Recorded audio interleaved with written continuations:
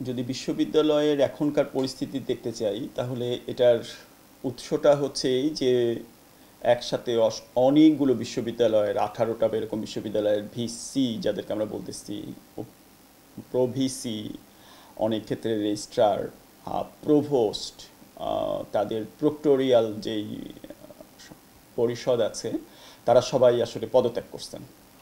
তো এই একটা পরিস্থিতি তৈরি হলো কেন সেটার উত্তর যদি আমরা খুঁজতে যাই তাহলে আমরা দেখব যে আমাদের যেই স্বায়ত্তশাসিত বিশ্ববিদ্যালয়গুলোর, বিশেষ করে অন্যান্য বিশ্ববিদ্যালয় কম বেশি একই রকম, সেটার যেই অর্ডিন্যান্সটা আছে, যেটা যেটা পরিচালিত হয়, যে ক্যালেন্ডারটা আছে, সেইটা বিশ্ববিদ্যালয়গুলোকে স্বায়ত্তশাসিত আসলে রাখতে পারে নাই বা রাখে নাই।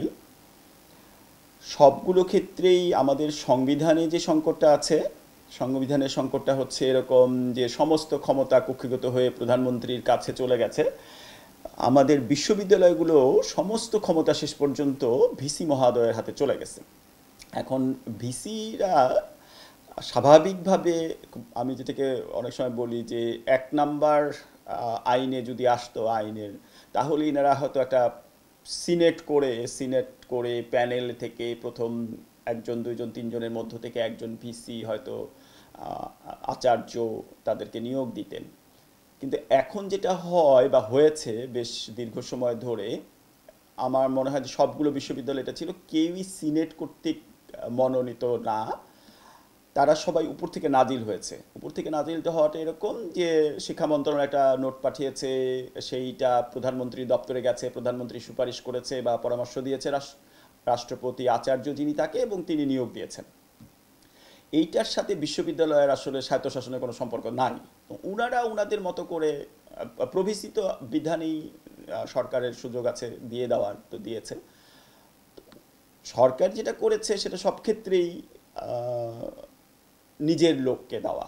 নিজের লোকগুলো দিতে যেয়ে আমরা দেখব যে একেবারেই দলান্ধ একান্ত অনুগত লোকদের তারা দিয়েছে, এবং তাদের যেহেতু ঠিক ওই রকম কি বলে ম্যান্ডেট ছিল না, প্রথাগত আহ, যেই পদ্ধতি সেটার মধ্য দিয়ে তা আসে নাই, তারা সবসময় একটা নাজুক অবস্থার মধ্যে থাকতেন বা থাকেন উপর থেকে নাজিল হওয়ার কারণে। তারা পরবর্তীতে প্রভোস্ট নিজেদের মতো করে দেন, তারা নিজেদের মতো করে প্রক্টর দেন, সবই নিজেদের মতো, এমনকি সহকারী প্রক্টর, হাউস টিউটর, সব নিজেদের মতো করে। তো একটা লোক আসলে সবটা করেন। তো এই একটা লোকের সবটা করবার যেই আহ, ক্ষমতা, কর্তৃত্বটা তৈরি হয়েছে এগুলো আমাদের অর্ডিন্যান্স থেকেই। সুতরাং অর্ডিন্যান্স যদি আমরা সংশোধন না করি, যুগোপযোগী না করি, তাহলে আগামীতেও আমরা এরকম সংকটে পড়ব। এই বিষয়ে কোনো সন্দেহ নাই যে আগামীতেও একই রকম সংকটের মুখোমুখি হব।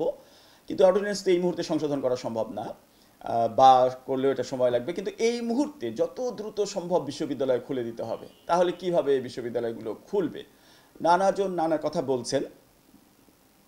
এত বিপজ্জনক একটা অবস্থায় আমরা গেছি। আমি নিজের অভিজ্ঞতা, নিজের যেগুলো ছেলে মেয়েরা আমার দুটা তিনটা বিশ্ববিদ্যালয়ে পড়ছে, আমি একটা বিশ্ববিদ্যালয়ে আছি, তো সব মিলে আমি দেখছি চোখ মেলে এমন মানুষ আপনি পাবেন না যার কাছে দলীয় রং নাই। সুতরাং আপনারা যেটা আশা করছে অনেকেই যে নির্দলীয় নিরপেক্ষ, ওইটা ঘটার সুযোগ আসলে খুবই ক্ষীণ।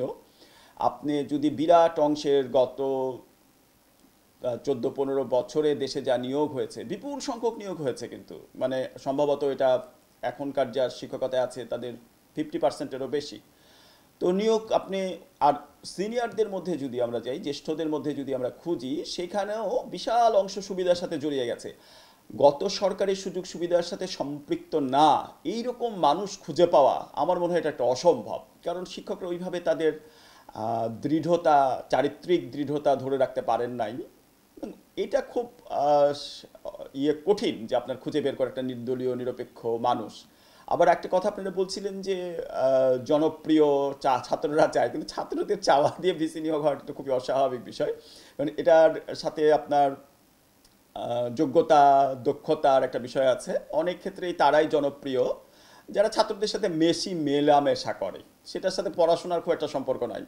যেটা আমি আমার কথা বলতে পারি, যে আমি কিন্তু বিশ্ববিদ্যালয় চালানোর যোগ্য না, কিন্তু আমি ছাত্রদের সাথে যেহেতু অনেক থাকি, অনেক মিশি, সুতরাং ছাত্ররা মনে করে যে আচ্ছা উনার নামটাও নেওয়া যায়। সেটাও আবার আবার এর বিরোধী থাকবে আর একটা অংশ, এটা অনেক জায়গায় আমরা দেখতেছি, তারা আবার অনেক নিন্দামন্দ করবে। কিন্তু একটা বিশ্ববিদ্যালয়ের মতো, বিশেষ করে যেই বড় বড় বিষয়গুলো চালানোর জন্য যেই যোগ্যতা, দক্ষতা, যেই বুদ্ধিশুদ্ধির দরকার পড়ে, এটা কিন্তু খুব কমন না, খুব সাধারণ না। সুতরাং ছাত্রদের প্রস্তাবে এটা হলে যদি হয়ও কেউ, আমার মনে হয় না উনি বিশ্ববিদ্যালয় চালাতে পারবেন। কারণ যে করেই হোক বিশ্ববিদ্যালয়ের শিক্ষকরা অসম্ভব কুটিল জটিল একটা ভাবনা চিন্তার মধ্য দিয়ে নিজেদেরকে তৈরি করেন বা ওর মধ্যে তারা থাকেন। এত অদ্ভুত ধরনের কি বলে যে কুটকেচালি ষড়যন্ত্রের মধ্যে তারা থাকেন, সেইখানে একজন ভিসি টিকে থাকা খুবই কঠিন, খুবই কঠিন। সুতরাং ভিসি দেওয়া, ভিসি কে টিকিয়ে রাখা, এটা একটা কঠিন ব্যাপার হবে। তো আমার মনে হয় যে সরকারেরই নিজের ভাবা উচিত, তাদেরই অনুসন্ধান করা উচিত। বিজ্ঞ লোকজন আছেন, যিনি শিক্ষা উপদেষ্টা হয়েছেন, নিশ্চয়ই তার সাথেও ছাত্রদের এবং প্রশাসনের, তার কাছে নানাভাবে রিপোর্ট আছে, কার কি একাডেমিক কাজ আছে সেটাও দেখবার সুযোগ আছে। সুতরাং যদি একটা এমন হয় যে সরকার একটা বিশ্ববিদ্যালয়ের জন্য একটা দীর্ঘ তালিকা তৈরি করেন, সেই তালিকা থেকে তারা যদি দেখেন যে মোটামুটিভাবে ওইরকম রাজনৈতিক সংশ্লিষ্টতা নাই, বিদ্যা বুদ্ধিতে ভালো, আন্তর্জাতিক মান আছে, এইটা দেখা, আবার তারপরে যাচাই করা যে উনি কতটা ছাত্র বান্ধব বা শিক্ষার্থী বান্ধব, সেইটা, এই দুটা মিলিয়ে হয়তো এখনকার আপৎকালীন সময়টা কাটানো যেতে পারে। কিন্তু খুবই দ্রুত উচিত ছাত্র সংসদ নির্বাচনগুলো দেওয়া,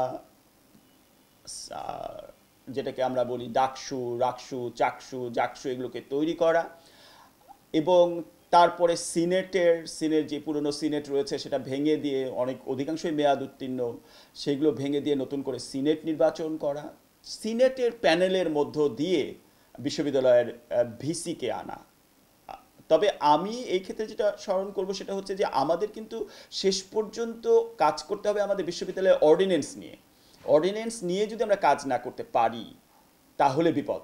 অর্ডিন্যান্স নিয়ে কাজ করা মানে অর্ডিন্যান্সটাকে বদলাতে হবে। আমাদের যেরকমভাবে সংবিধান সংস্কার বা সংবিধানের বদলের কথা আসতেছে, এভাবে বিশ্ববিদ্যালয়ের অর্ডিন্যান্সটা বদলাতে হবে। এখন এই অর্ডিন্যান্স বদলাতে পারলেই আমরা কেবল বিশ্ববিদ্যালয়টা নিশ্চিত করব যে ভিসি করতে পারবো সম্ভবত, যে ভিসি সমস্ত ক্ষমতার অধিকারী হয়ে যাচ্ছেন না, সমস্ত ক্ষমতা আমাদের রেজিস্ট্রার বিল্ডিংয়ের একটা জায়গায় দোতলায় বা তিনতলায় যে কুক্ষিগত হচ্ছে না। তো ওইটা যদি নিশ্চিত করতে হয় তাহলে আমাদের অবশ্যই বিশ্ববিদ্যালয়ের অধ্যাদেশগুলো নিয়ে কাজ করতে হবে। কিন্তু এখন যেটা হয়তো নির্বাহী আদেশেও করা সম্ভব আমার মনে হয় সেটা হচ্ছে ভিসিদের মেয়াদ। আমার তো কোনো কারণ দেখি না, ভিসি একটা কি বলা যায় যে উনি একটা হেড ক্লার্ক জাতীয় লোক। উনার কাজ হচ্ছে উনার সিন্ডিকেট নিয়ে, যেটা আমাদের সিন্ডিকেট থাকি বা পরিচালনা পর্ষদ যারা থাকে তাদের সাথে আলাপ আলোচনা করে, ডিনসদের সাথে আলাপ আলোচনা করে বিশ্ববিদ্যালয়টা চালানো, এটার একটা গণতান্ত্রিক উপায় যদি থাকে, তাহলে ভিসি তো এককভাবে কিছু করেন না। ভিসি তো শেষ পর্যন্ত একাডেমিক কাউন্সিলের যারা অধ্যাপক আছেন তাদের সাথে আলোচনা করেই করেন। তো ভিসির মেয়াদটা তো 3 বছর 4 বছর হওয়ার কোনো দরকার নাই। আমার মনে হয় যে এটা 2 বছরের বেশি ভিসি হওয়া কোনো দরকার নাই। একটা প্যানেল যদি থাকে কোনোভাবে, যে 20 জনের, 30 জনের, 50 জনের, যেখানে যেসব বিশ্ববিদ্যালয় বড় তাদের জন্য হয়তো আরও বড় প্যানেল, আমার মনে হয় যে 2 বছর, এমনকি 1 বছরের জন্য ভিসি বিভাগগুলার চেয়ারম্যান, ডিনগুলার জন্য 1-2 বছর। কারণ ইনারা তো আসলে দীর্ঘমেয়াদী পরিকল্পনা করবার কিছু নাই। দীর্ঘমেয়াদী পরিকল্পনা করবে আমাদের সিনেট, দীর্ঘমেয়াদী পরিকল্পনা করবে সম্ভবত শিক্ষা নীতির সাথে এটা সম্পর্কিত। তো বিশ্ববিদ্যালয়ের ভিসিদের মেয়াদটা খুব দ্রুত কমিয়ে নিয়ে আসতে পারে, 1-2 বছর, এটা খুব যথেষ্ট। একজন সবাই এই দায়িত্ব ভাগ করে নিক। একইভাবে আমি দেখি যে কাজগুলো তো কঠিন, একজন যিনি প্রভোস্ট হন, এমনকি যিনি হাউস টিউটর হন, ওরা যদি দায়িত্ব পালন করেন, এটা খুব কঠিন একটা কাজ। তাহলে তারা কেন নেন? আমার কোনো আগ্রহ নাই, কারণ আমি এত পরিশ্রম করতে পারবো না, আমি ক্লাস নেওয়ার পরে ক্লান্ত হয়ে যাই, নিজের লেখাটুকুও লিখতে পারি না। তাহলে কেন হয়? নিশ্চয়ই কোনো একটা ব্যাপার আছে। আবার দেখি যে তারা ঠিকমতো দায়িত্ব পালন করে না, যে হাউস টিউটর সে হাউসে যায় না, প্রভোস্ট বাসা থেকে বাংলোতে যায় না, যেভাবে খোঁজ খবর রাখার কথা এভাবে রাখে না। তো এগুলো একটু ভেঙে দেওয়া, এগুলোকে অন্য জায়গায় নিয়ে যাওয়া, নিয়ে যে শিক্ষকদের বাধ্যতামূলক করে দেওয়া যে সমস্ত শিক্ষক, ধরেন একটা বিশ্ববিদ্যালয়ে, মাঝারি ধরনের একটা বিশ্ববিদ্যালয়ের যদি কথা বলি, চট্টগ্রাম বিশ্ববিদ্যালয়ের কথা, জন্য 20,000 ছাত্র, প্রতি বছর 25,000 ছাত্র, তো সেখানে শিক্ষক আছেন 1,000। তো তাই যদি হয় তার মানে মাথা পিছু 20-25 জন ছাত্রের দেখভাল একজন শিক্ষক করতে পারা উচিত, যাদের সাথে ব্যক্তিগত সম্পর্ক থাকবে, যোগাযোগ থাকবে, ছাত্রদের খোঁজ খবর রাখবে। তারাই একটা পদ্ধতিতে সেই সমস্যা সমাধানের জন্য পর্ষদগুলোতে বলবে। এইভাবে সমস্ত শিক্ষককে দায়িত্ব বন্টন করে দেওয়া যেতে পারে।